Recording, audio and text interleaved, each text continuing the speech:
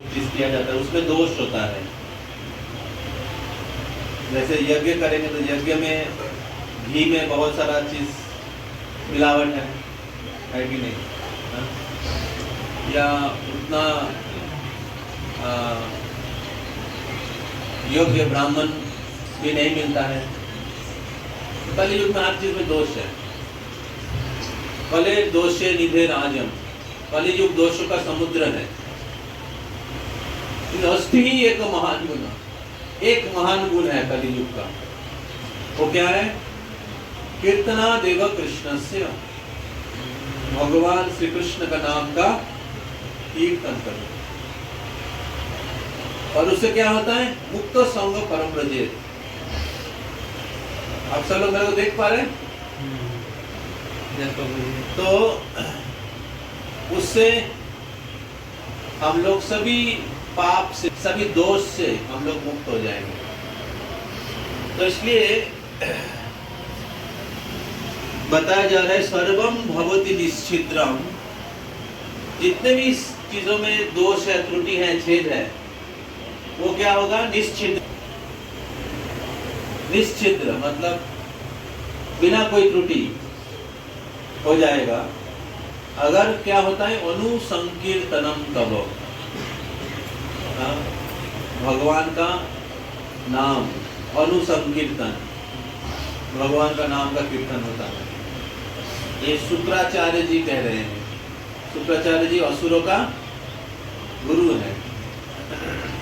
वो भगवान विष्णु के भक्त नहीं थे, लेकिन भगवान वामन देव के साथ जब बलि महाराज का लीला हुआ, तो भगवान वामन देव बलि महाराज से सब कुछ ले लिया। 3 पग भूमि, भूमि लेने का मांग करके उनसे पूरे पृथ्वी ले लिया। तो बलि महाराज के पास कुछ नहीं था। तो बलि महाराज ने क्या किया? क्या किया? हाँ? क्या किया? बोलिए। आपने आप को दे दिया, आत्मनिवेदन। तो भगवान ने अपना चरण कमल बलि महाराज के सर पर रखा। तो और बलि महाराज का सब कुछ चला गया। शुक्राचार्य जी उस समय बोल रहे थे, अरे बलि महाराज कुछ नहीं दो, ये मायावी विष्णु है, सब कुछ ले लेगा। तो बलि महाराज ने कहा कि सब कुछ तो इनका है, और अगर खुद आके मांग रहे हैं, इससे और सौभाग्य क्या हो सकता है? उनको ही तो देना चाहिए। यज्ञ मैं तो कर रहा था उनके लिए, अभी अगर वो आ जाते हैं, यज्ञ का सक्सेस होता है अगर भगवान विष्णु का आविर्भाव होता है। यज्ञ वही विष्णु, यज्ञ से अगर भगवान विष्णु प्रसन्न होते हैं, प्रकट होते हैं, तो यज्ञ सफल माना जाता है। अभी बलि महाराज के यज्ञ में कौन आ गया? स्वयं भगवान वामन देव आ गया। तो बलि महाराज प्रहलाद महाराज का पोता था, समझ में आ रहा है? हालांकि वो दैत्य कुल में जन्म हुआ था, लेकिन उनका जो दादाजी थे वो महान वैष्णव थे। तो इसलिए वो उनको पता था शास्त्र के जो सिद्धांत है। तो ये तो परम सौभाग्य है, भगवान स्वयं आ गए हैं, क्यों नहीं इनको दूंगा। तो शुक्राचार्य जी ने माना किया था बलि महाराज को देने के लिए, लेकिन बलि महाराज ने समझ गए कि शुक्राचार्य हैं, ये गलत बोल रहे हैं।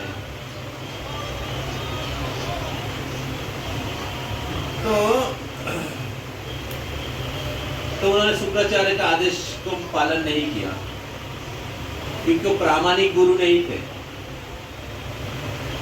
तो और उन्होंने भगवान के पास समर्पित कर दिया। तो जब भगवान के पास समर्पित कर दिया, तो भगवान ने उनको सारा राज्य दे दिया जो उन्होंने इंद्र से प्राप्त किया था। लेकिन वामन देव ने कहा कि बलि महाराज, आपने अपना सब कुछ मेरे पर समर्पित करके आपने मेरे को खरीद लिया, हाँ? और इसलिए मैं आपको स्वर्ग से भी ऊंचा राज्य दूंगा, हाँ? और वो है सुतल लोक, जो स्वर्ग से भी ज्यादा ऐश्वर्यशाली है। और मैं खुद सुतल लोक का द्वारपाल बनूंगा, गेट कीपर, सिक्योरिटी गार्ड। मैं खुद सुतल लोक के द्वारपाल बनूंगा। बहुत बार गृहस्थ आश्रम में हम लोग भगवान को देना नहीं चाहते। नहीं, सेंटर में क्यों रखेंगे, थोड़ा साइड में रखेंगे, स्पेस मिल जाएगा। लेकिन भगवान को अगर हम लोग हाँ, 3 पग नहीं, 1 पग नहीं दे सकते, तो कैसे बाकी सब चीज देंगे? तो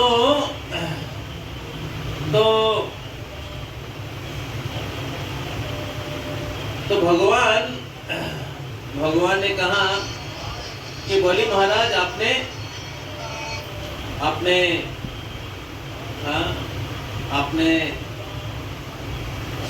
अपने आप को समर्पण करने के द्वारा आप मेरे को खरीद लिया।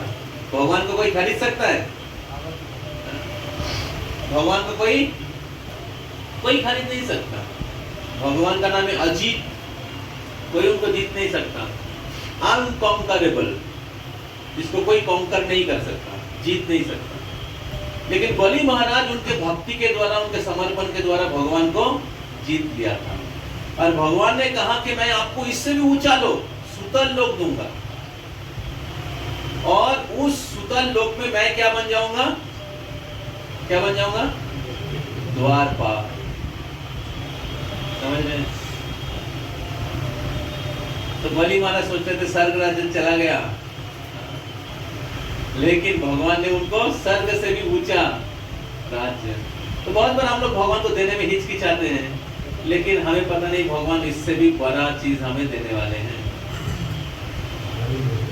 समझ रहे? बलि महाराज भगवान वामन देव स्वर्ग के द्वारपाल बने रहे, बहुत दिन नहीं आ रहे थे। लक्ष्मी देवी का चिंता हो गया, अरे क्या होगा, मेरे प्रभु जी नहीं आ रहे हैं। फिर बलि महाराज का अपना भाई बनाया। बलि महाराज को अपना भाई बनाया। बलि महाराज को अपना भाई बनाया, और इससे शायद रक्षाबंधन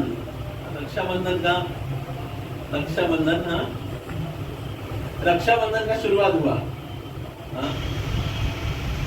बलि महाराज को भाई बनाया लक्ष्मी देवी, और फिर उन्होंने क्या कहते हैं, ट्विस्ट हुआ, ट्विस्ट बोलते हैं ना,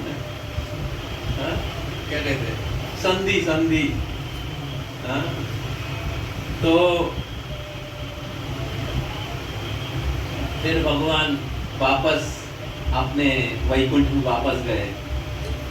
तो ये जो घटना हुआ, पहले तो वामन देव ने सब कुछ ले लिया, इतना तक शुक्राचार्य का कुछ असर नहीं हुआ। लेकिन जब उन्होंने देखा कि भगवान वामन देव बलि महाराज का गेट कीपर बन गया, शुक्राचार्य का हृदय पिघल गया। शुक्राचार्य के जैसे असुर के हृदय पिघल गया, और वो वामन देव के चरणों में आत्मसमर्पण कर दिया। समझ में आ रहा है? और तब वो शुक्राचार्य जो असुरों के गुरु थे, वो वैष्णव बन गया, और तब उन्होंने ये श्लोक कहा था, सर्वम भवति निश्चिद्रम अनुसंकीर्तनम तव। सब कुछ त्रुटिहीन हो जाता है, जितने भी कार्य होता है। इसके जैसे अभी प्रभु के घर में गृह प्रवेश हुआ, यज्ञ हुआ था, दोपहर में यज्ञ हुआ था, सारे वास्तु दोष हटाने के लिए। किसी भी स्थान पे कुछ भी करेंगे उसमें वास्तु दोष होता है ना। लेकिन यज्ञ किया जाता है भगवान विष्णु के लिए, तो भगवान विष्णु इस स्थान में प्रकट होते हैं, उस स्थान को पवित्र करते हैं, उस स्थान को वैकुंठ बनाते हैं। और फिर भगवान के नाम का कीर्तन होना चाहिए। अगर कीर्तन नहीं होता है तो दोष रह जाएगा। लेकिन जब भगवान का नाम का कीर्तन होता है, विशेष करके संकीर्तन, संकीर्तन मतलब सब लोग मिलके, आप लोग करना चाहेंगे? कौन कौन करना चाहेंगे? हाथ उठाइए। हरि बोल, हरि बोल।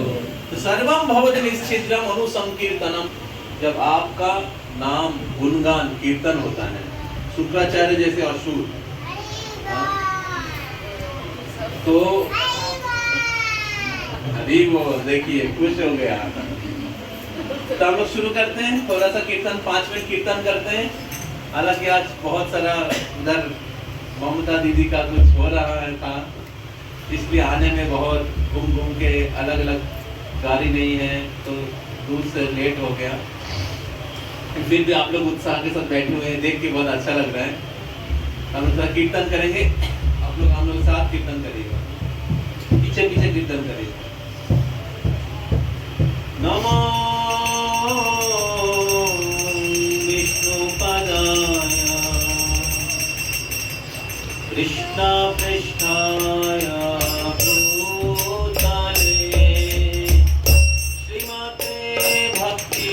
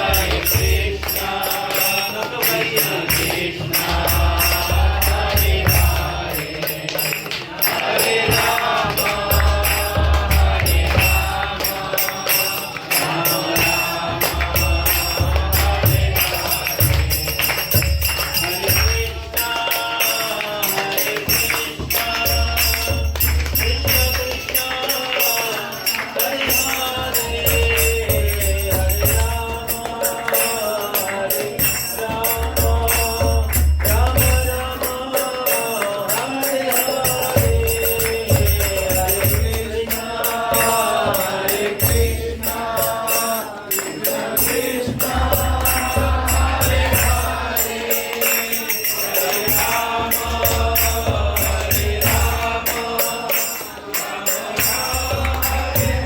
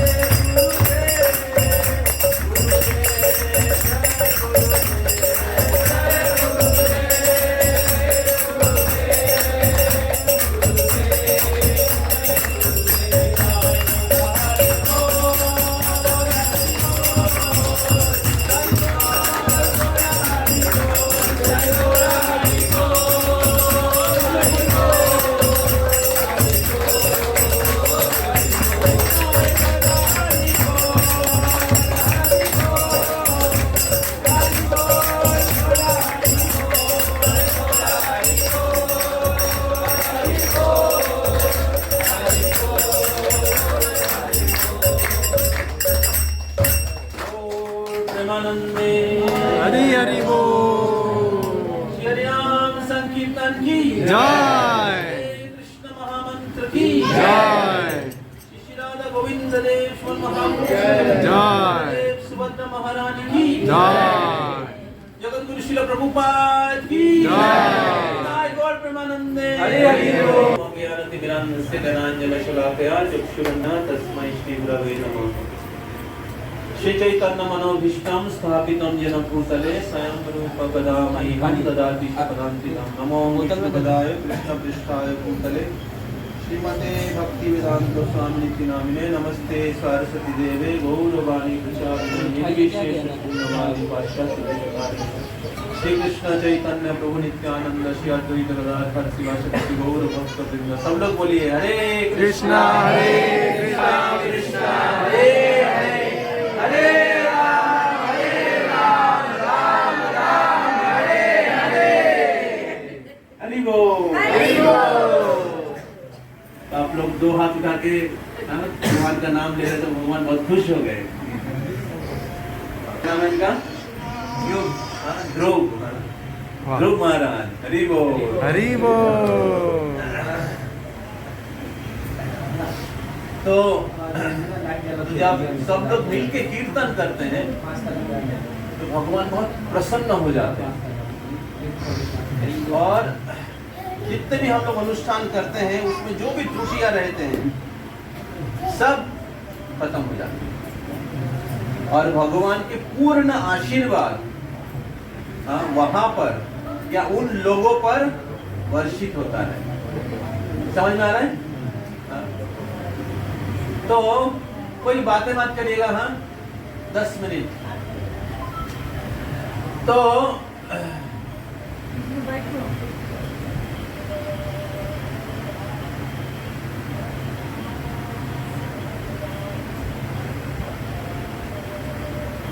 हरे कृष्णा।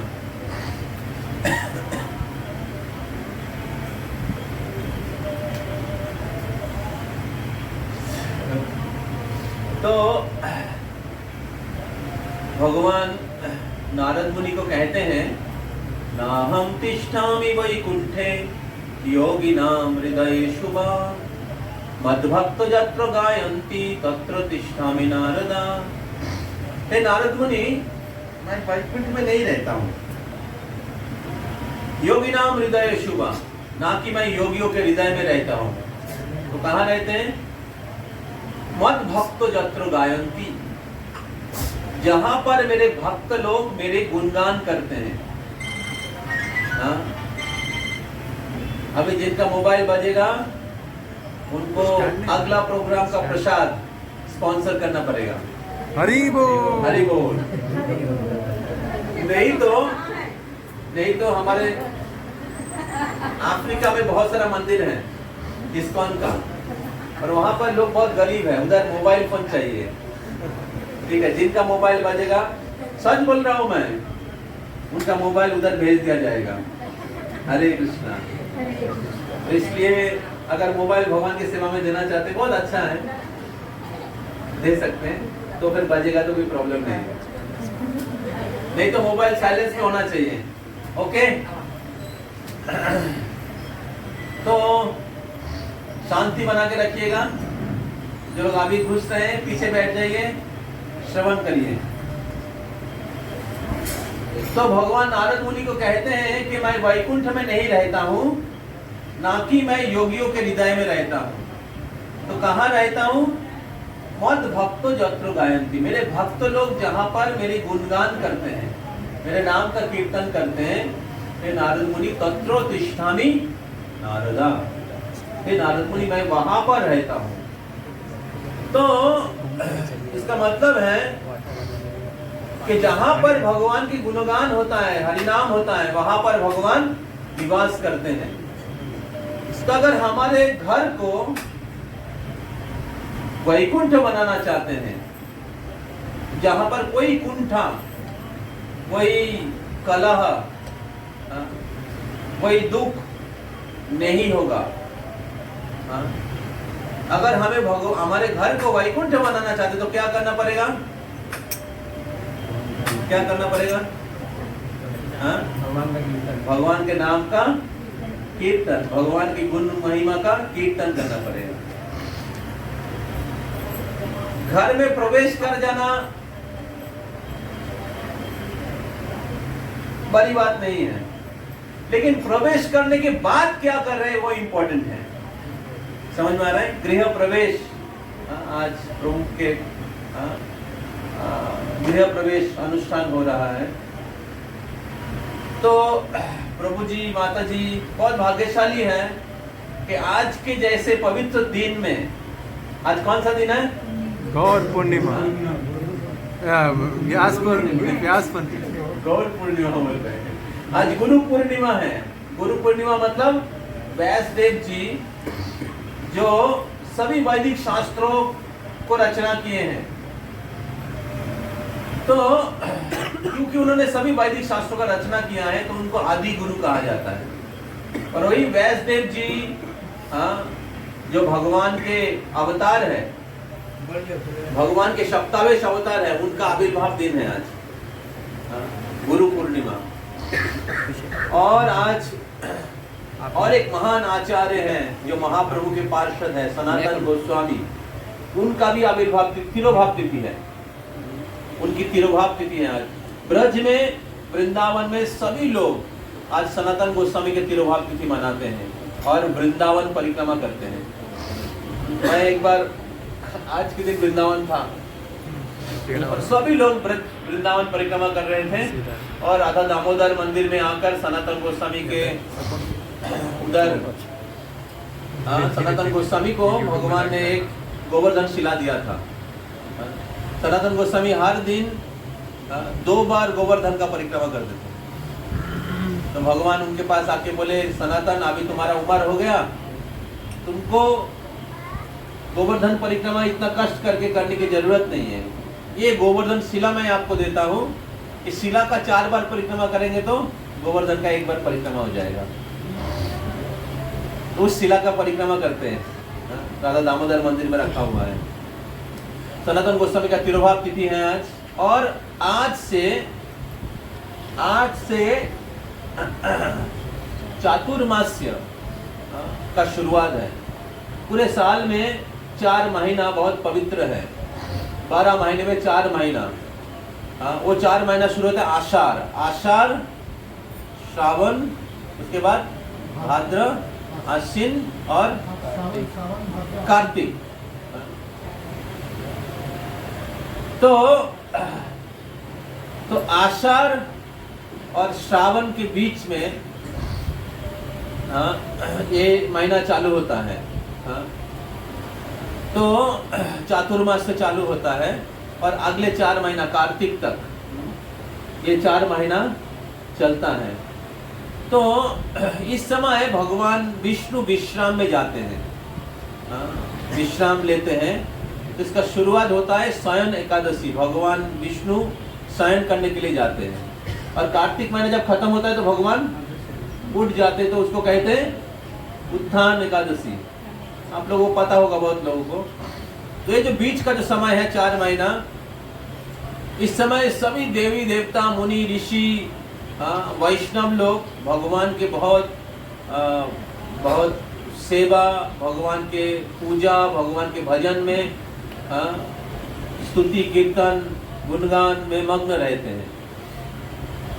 तो इसको नियम मास भी कहते हैं। कुछ लोग 4 महीना पालन करते हैं, कुछ लोग लास्ट का 1 महीना पालन करते हैं। तो ये समय बहुत पवित्र है और वो शुरुआत होता है कब से? आज से। और ऐसे पवित्र दिन में एक गृह प्रवेश अनुष्ठान हो रहा है। आप लोग बहुत भाग्यशाली हैं, भगवान की विशेष कृपा है कि आज के दिन आप लोग इस घर में प्रवेश किए हैं भगवान के साथ। श्री राधा गोविंद जी, जगन्नाथ बलदेव सुभद्रा भवानी गुरु परंपरा इस घर में प्रवेश किए हैं। लेकिन शुरुआत बहुत अच्छा हुआ है, लेकिन इससे भी महत्वपूर्ण है कि प्रवेश करने के बाद हम लोग क्या करते हैं। जैसे अच्छा कॉलेज में एडमिशन ले लेना अच्छा है, लेकिन कॉलेज में एडमिशन लेने के बाद कैसे पढ़ाई करते हैं वो उससे भी ज्यादा महत्वपूर्ण है। समझ में आ रहा है ना? तो इसलिए घर में प्रवेश करने के बाद अगर हम लोग अच्छे से भगवान को केंद्र करके अगर हम लोग जीते हैं, हमारे भौतिक कर्तव्यों के साथ साथ हमारे घर गृहस्थी का जो कर्तव्य है, माता का कर्तव्य है, पिता का कर्तव्य है, पत्नी का कर्तव्य है, पति का कर्तव्य है, अलग अलग सबका कर्तव्य होता है। गृहस्थ आश्रम में बहुत सारे दायित्व होता है ना? तो उस दायित्व के साथ साथ अगर हम लोग कृष्ण भक्ति करेंगे, कृष्ण को सेंटर में रखते हुए अगर हम लोग हमारे जीवन व्यतीत करेंगे तो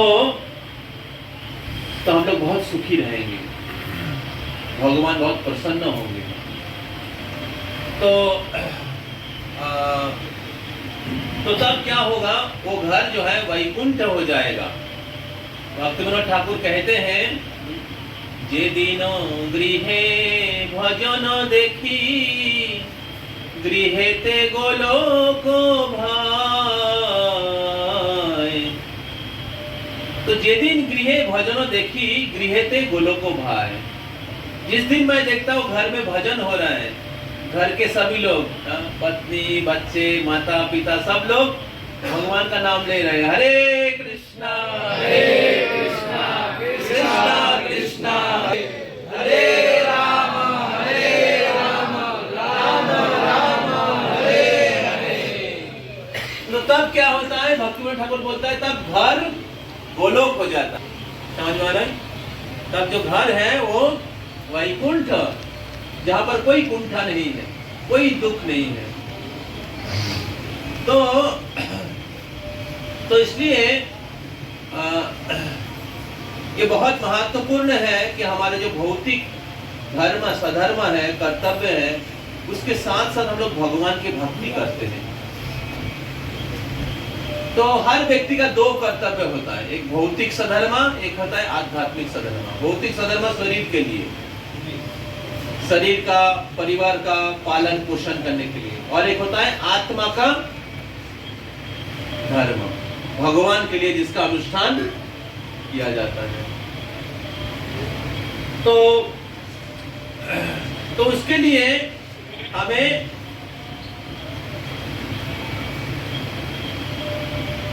भगवान का नाम, हर दिन भगवान का नाम का जप करना चाहिए, भगवान के विग्रह का पूजा करना चाहिए। और जो हम लोग रसोई करते हैं वो भगवान को भोग निवेदन करना चाहिए। जिस घर में भगवान को भोग नहीं लगता है, उस घर में भगवान रहेंगे?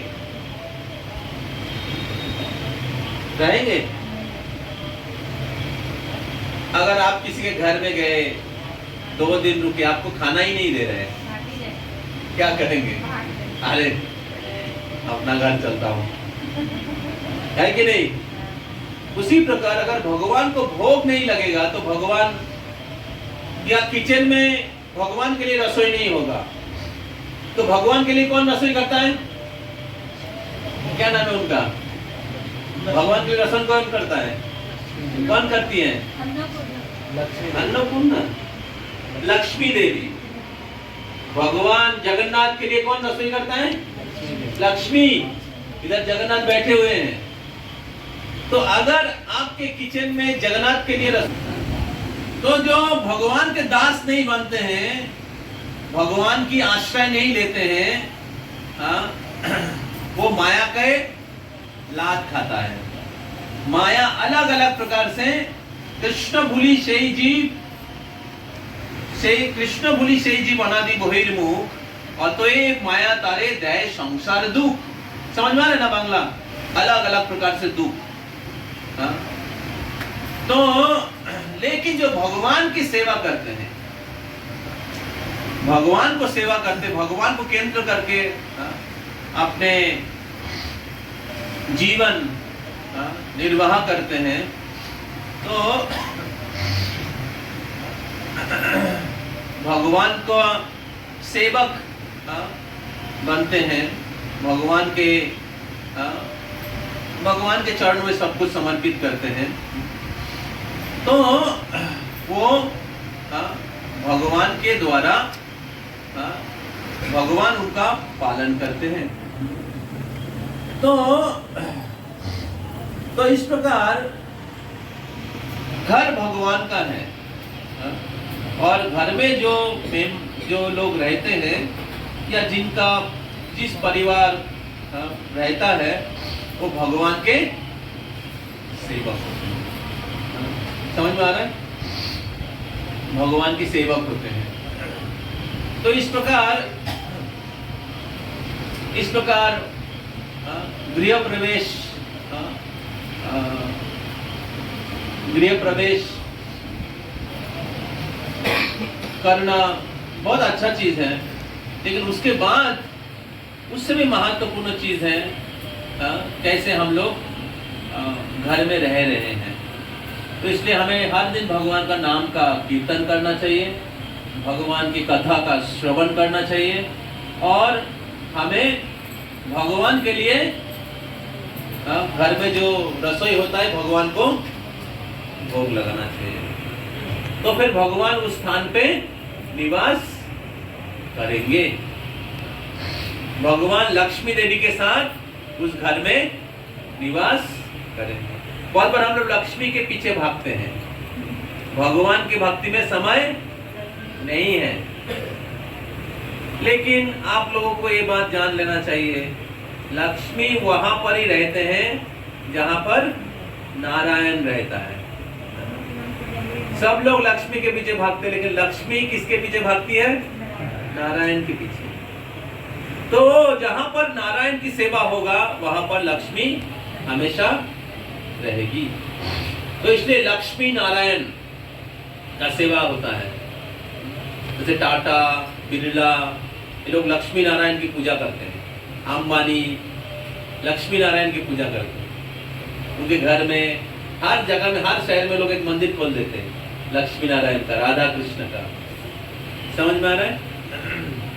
तो पहला चीज है भगवान का नाम का कीर्तन होना चाहिए घर में, और दूसरी बात है भगवान को भोग लगना चाहिए और भगवान की प्रसाद सबको वितरण करना चाहिए। जैसे आज आपके गृह प्रवेश के अवसर पे सबको भगवान की प्रसाद खिलाया जाएगा। हरि बोल। उसको कहते हैं आनंद बाजार। कौन कौन पुरी गए हैं? तो पूरी मंदिर आपने दर्शन किया? बहुत लोग पुरी जाते हैं, समुद्र स्नान करके आ जाते हैं, जगन्नाथ का दर्शन नहीं करता है। अच्छा, हम लोग भाग्यशाली हैं। लेकिन उधर एक आनंद बाजार है, देखा आपने? नहीं देखा है। आनंद बाजार मतलब आनंद बाजार पत्रिका नहीं, जगन्नाथपुरी मंदिर के भीतर एक बाजार है जहाँ पर प्रसाद वितरण होता है, प्रसाद बिक्री होता है। उसका नाम है आनंद बाजार। तो जहाँ, इसका मतलब है जो लोग हर दिन भगवान की प्रसाद खाता है वो आनंद में रहता है। समझ में आ रहा है? वो प्रसाद में कुछ अलग ही स्वाद है। हाँ, जैसे ऊपर है, लेकिन खाने के बाद अभी जगन्नाथ का रथ यात्रा हुआ कोलकाता में, हम लोग दिन भर सुबह से लेकर रात तक खा ही रहे थे प्रसाद और प्रसाद, एक के बाद एक प्रसाद है।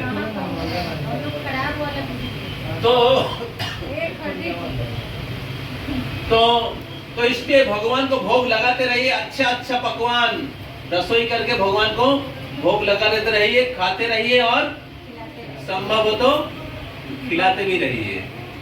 जितना भगवान को खिलाएंगे भगवान उतना भेजेंगे आपको। ठीक है। तीसरा है कि गृहस्थों का कर्तव्य है घर में साधु संतों का या वैष्णवों का, क्या कहते हैं, वैष्णवों को बुलाए, बीच में बुलाए और सत्संग का आयोजन करें। जैसे आज सत्संग हो रहा है तो फिर क्या होता है, घर पवित्र होता है, साधारणतः क्या होता है, गृहस्थ आश्रम में रहने के कारण हमें घर के प्रति, पैसे के प्रति, परिवार के प्रति, पत्नी के प्रति, पति के प्रति एक आसक्ति बन जाता है। तो और इस प्रकार इस भौतिक जगत में हमारा बंधन जो है और क्या होता है, मजबूत होता है। लेकिन जब हम लोग साधु संतों को हमारे घर में बुलाते हैं, वैष्णवों को हमारे घर में बुलाते हैं और श्रवण करते हैं, सत्संग का आयोजन करते हैं, और उनको कुछ सेवा करते हैं या दान करते हैं भगवान की सेवा के लिए, तब क्या होता है, हमारा जो आसक्ति है इस भौतिक जगत के प्रति वो कम होता है और भगवान के प्रति हमारा आसक्ति वर्धित होता है। तो इसलिए गृहस्थ का कर्तव्य है, ब्रह्मचारी सन्यासी का कर्तव्य है घूमते रहना, घूमते रहना और भगवान के वाणी जहां पर जाए प्रचार करना। और गृहस्थ का कर्तव्य है कि साधु संतों को अपने घर में इनवाइट करना। तो इस प्रकार जब कोई गृहस्थ अपने घर में रहकर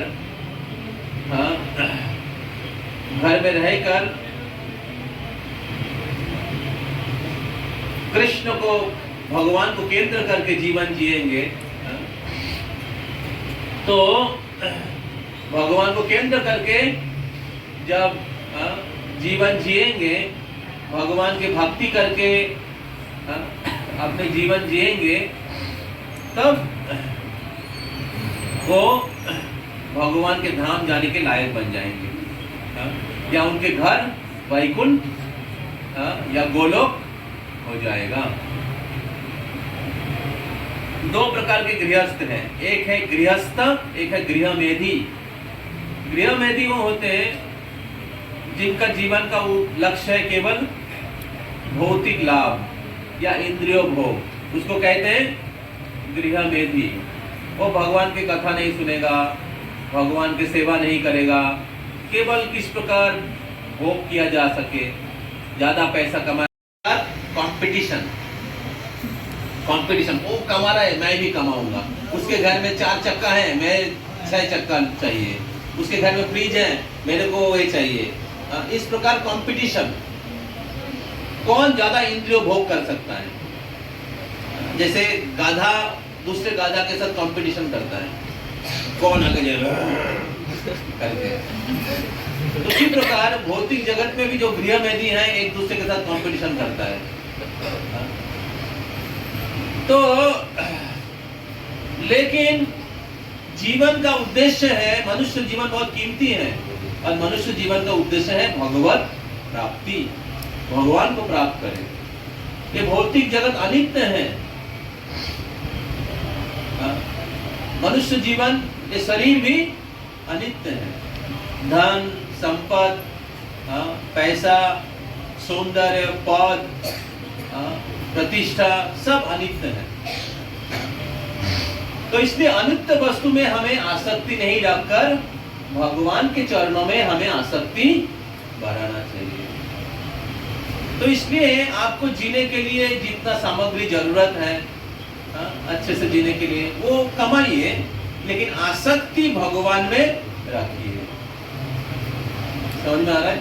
और इसलिए नियमित रूप से हमें साधु संग करना चाहिए, नियमित रूप से हमें प्रभुपाद जी की किताबों को पढ़ना चाहिए, गीता भागवत पढ़ना चाहिए, नियमित रूप से हमें भगवान का नाम जप करना चाहिए, नियमित रूप से हमें भगवान की पूजा पाठ करना चाहिए, भगवान को भोग लगाना चाहिए, भगवान के प्रसाद पाना चाहिए।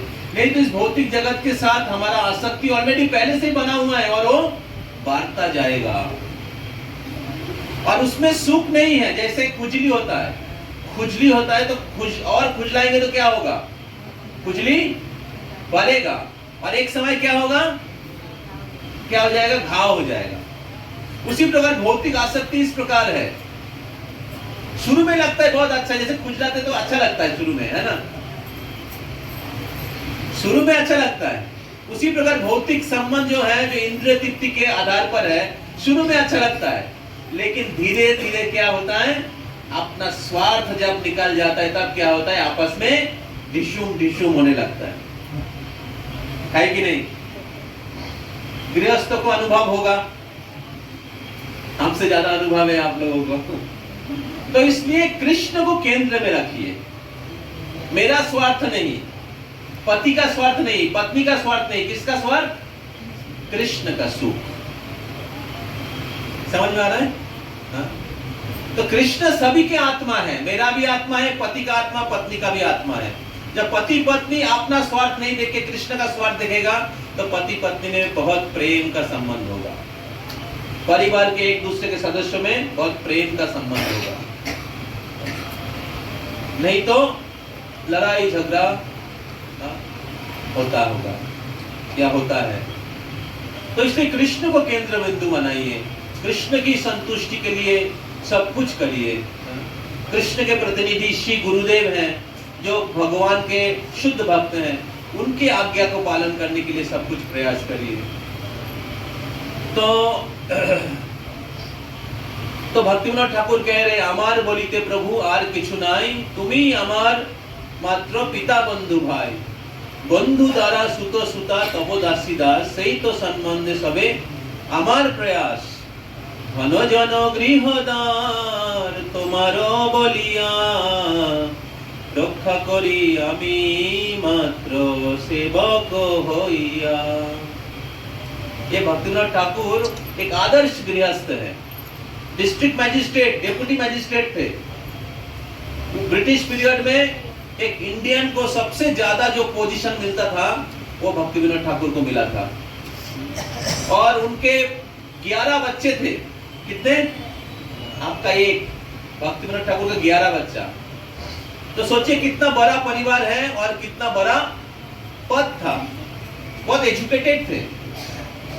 तो ये सब दायित्व पालन करने के बाद भी भक्तिविनोद ठाकुर बहुत सीरियसली भक्ति किया था। खुद अपने जीवन में अपना 2 पुत्र का महान आचार्य बनाया, और केवल यही नहीं, उन्होंने भगवान के वाणी का प्रचार भी किया। उसी प्रकार एक गृहस्थ को भी वैसे ही आदर्श गृहस्थ होना चाहिए। प्रभुपाद जी चाहते थे कि इस्कॉन के जितने भी गृहस्थ हैं सब महान भक्त बने, आचार्य बने, उनके बच्चे को भी महान भक्त बनाए, और इस प्रकार इस भारतवर्ष या पृथ्वी का उद्धार करे। तो इसलिए मेरा अनुरोध है, सूरज प्रभु, उनके माता जी, पत्नी, क्या नाम है? माया राय। ओके, 2 माया है, योग माया, महामाया। तो राधा रानी है योग माया, लक्ष्मी देवी योग माया। तो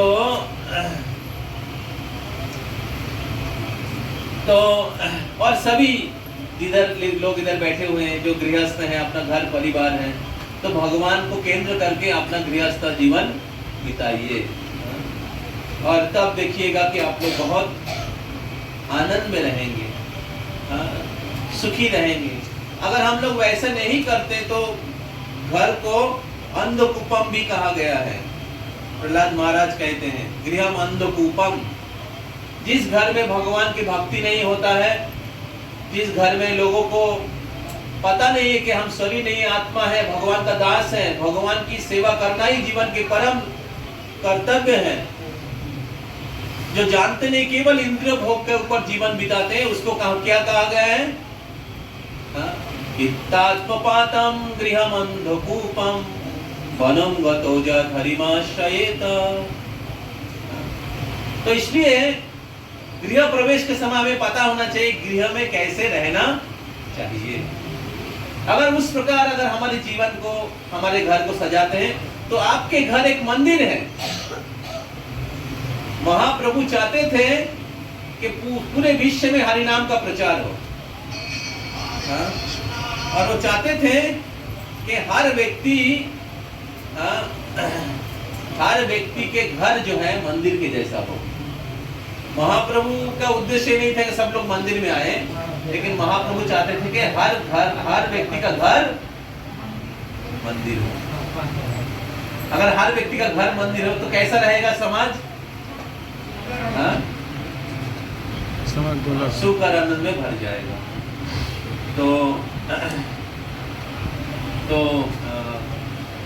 तो आज के दिन मैं हमारे सूरज प्रभु और माता जी उनके परिवार को मैं क्या कहते हैं, विश करना चाहूँगा आपको कि आप लोग इस घर में बहुत भगवान की आश्रय में रहिए। भगवान की आश्रय ही परम आश्रय है। भगवान के चरण कमल जो है अशोक, शोक से मुक्त है, अभय, भय से मुक्त है, और अमृत आधार, अशोक अभय अमृत आधार तुम्हारो चरणोदय। भगवान के चरण कमल में रहने से कोई शोक नहीं होगा, कोई भय नहीं रहेगा, और अमृत मतलब आनंद का आधार स्वरूप है। तो उनके आश्रय में रहिए, और घर के जो भी फंक्शन है, सिस्टम है, भगवान के शास्त्रों के अनुसार बनाइए, और इस प्रकार एक दिव्य जीवन, एक आदर्श गृहस्थ के जीवन जिए, और इस प्रकार आप एक आदर्श भक्त बनिए और दूसरे को भी एक आदर्श भक्त बनने के लिए प्रेरणा दीजिए। तो ऐसे गृहस्थ जो है एक सन्यासी के जैसे ही महान है। तो भगवान के धाम जाने के लिए जरूरी नहीं है कि हमें सन्यासी बनना पड़ेगा, लेकिन अगर घर में रह के आप भगवान की भक्ति करते हैं, दूसरे को भगवान की भक्ति में प्रेरणा देते हैं, तो आप भी एक सन्यासी जैसे हैं। हरे कृष्णा। श्रील प्रभुपाद की जय। कृष्ण चंद्र भगवान की जय। राधा गोविंद देव महापुरुष जगन्नाथ बलदेव सुभद्रा महारानी की जय। श्रील प्रभुपाद की जय। नाम संकीर्तन की जय। आज के आनंद की जय। श्री गुरु पूर्णिमा महामहोत्सव की जय।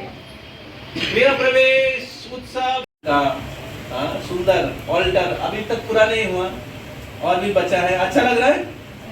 कैसा लग रहा है भगवान को? तो और भी बहुत कुछ बचा हुआ है। तो प्रभु जी बहुत सिंसियर है, माता जी भी बहुत सिंसियर है। बच्चे तो समझ देख के ही समझ में आ रहा है सिंसियर है, छोटे उम्र से सिंसियर है, और उनके माता पिता भी बहुत अच्छे हैं। तो आप सभी लोग प्रार्थना करिएगा प्रभु के लिए, माता जी के लिए, सब लोग आशीर्वाद करिएगा। हाथ उठाइए, बोलिए हरे कृष्णा हरे कृष्णा कृष्णा कृष्णा हरे हरे हरे राम राम राम हरे हरे। तो प्रार्थना करिए और आशीर्वाद करिए कि सूरज प्रभु और उनकी पत्नी, उनके परिवार के सभी लोग भगवान के आश्रय में रहे, और भगवान के कृपा से वो लोग और अच्छे भक्त बने, भगवान की सेवा करते रहे। और आपने जो गृहस्थ का कर्तव्य है वो बहुत श्रद्धा के साथ भगवान के आश्रम में पालन करें, और इस मनुष्य जीवन को सफल बनाएं। हरे कृष्णा। बहुत बहुत धन्यवाद। श्रील प्रभुपाद की जय। तो आप सब लोग प्रसाद लीजिए, आप सबके लिए प्रसाद है।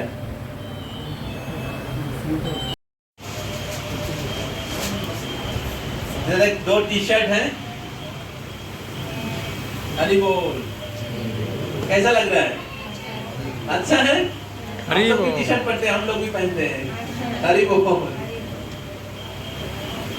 जगन्नाथ टी शर्ट, जगन्नाथ स्वामी की जय। ये प्रभु के लिए।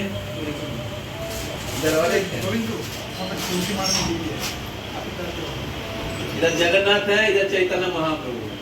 हरि बोल। ये भी प्रभु को गिफ्ट है, और ये जपमाला है। हरे कृष्णा। तो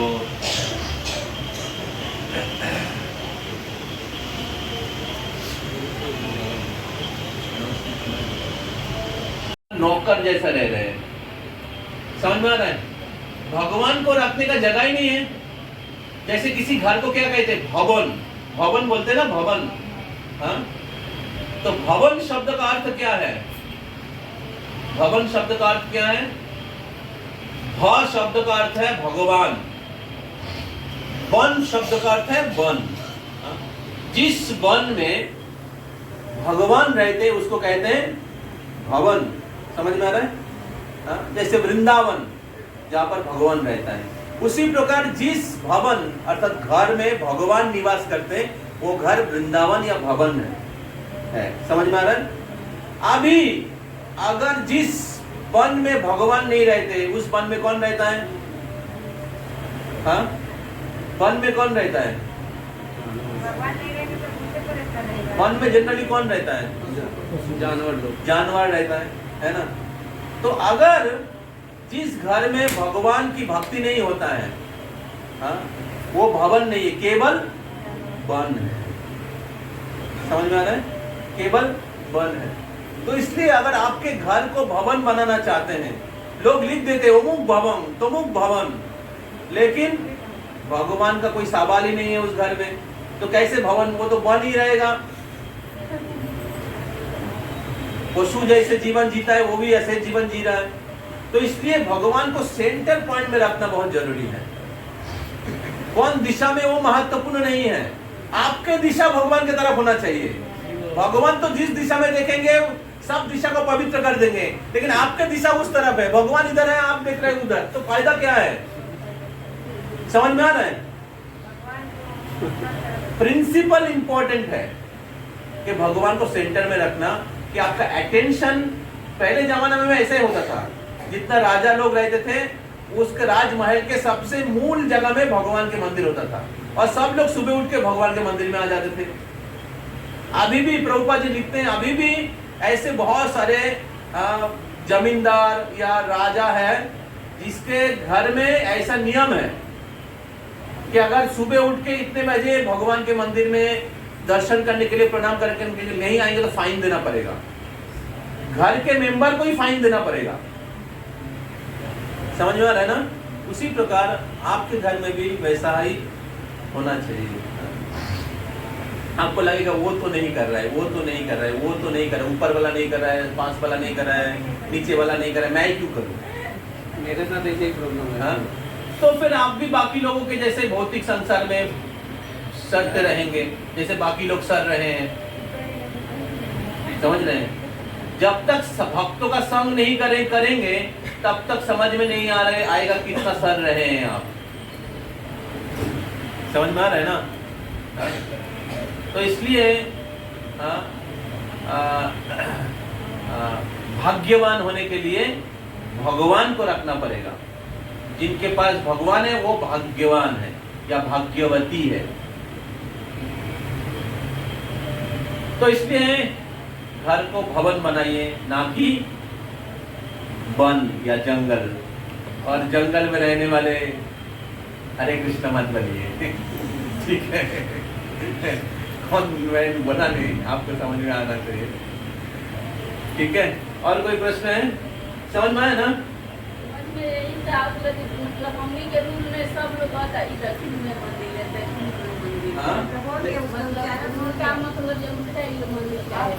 तो अभी तो मैंने उसका आंसर दिया ना, इसलिए सब लोगों को सुनेंगे तो नहीं चलेगा। समझ में आ रहा है ना? जैसे आपके घर में आपका पति है, ठीक है, बाहर के लोग बहुत कुछ बोलेंगे, आप किनका सुनेंगे? वो लोगों का सुनेंगे ना, पति का सुनेंगे? ये बोल रहे वो बोल रहे, क्या करूं?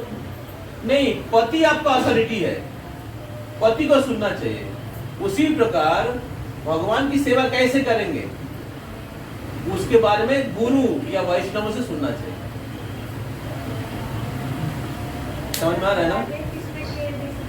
आप हमारे उधर मंदिर में आइए, देखिए हम लोग जिधर उधर यूथ सेंटर है उधर आइए, उधर भी भगवान के मंदिर सही उस फेसिंग में नहीं है।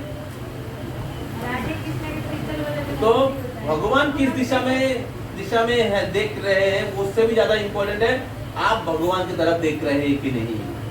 समझ में आ रहा है? आप सब उधर रख दिया भगवान, उधर के कैसे भगवान का आरती करेंगे?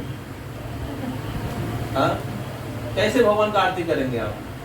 लोग कैसे भगवान का आरती दर्शन करेंगे? जैसे अभी इधर भगवान का मंदिर है, इधर मैं बैठे हुए हैं, उधर से आरती आरती इधर से आप आरती कर सकते हैं और आपके घर वाले इधर से भगवान का दर्शन कर सकते हैं, है कि नहीं?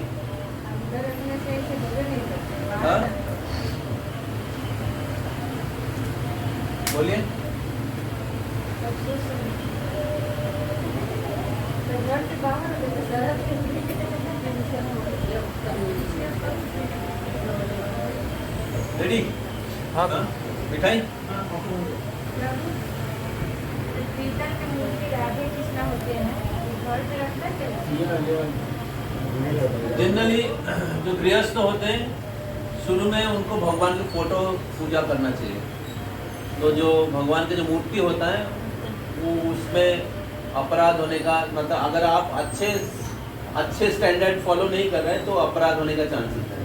तो इसलिए फोटो रखने के लिए बोला जाता है, नहीं तो अपराध होने का चांसेस है, विशेष करके राधा कृष्ण के जो विग्रह है।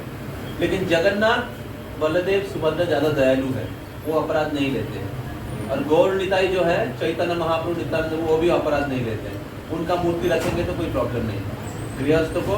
इसलिए हमें इस्कॉन में भक्त लोगों को जो नए हैं गृहस्थ हैं उनको गौर निताई या जगन्नाथ बलदेव सुभद्रा महारानी का पूजा करने के लिए बोला जाता है। फिर जब उनको दीक्षा हो जाता है, पुराने हो जाते हैं, तब राधा कृष्ण के विग्रह का पूजा करने के लिए बताया जाता है। ठीक है, लेकिन सबसे इम्पोर्टेंट है भगवान का नाम का जप करना, वो सबसे इम्पोर्टेंट।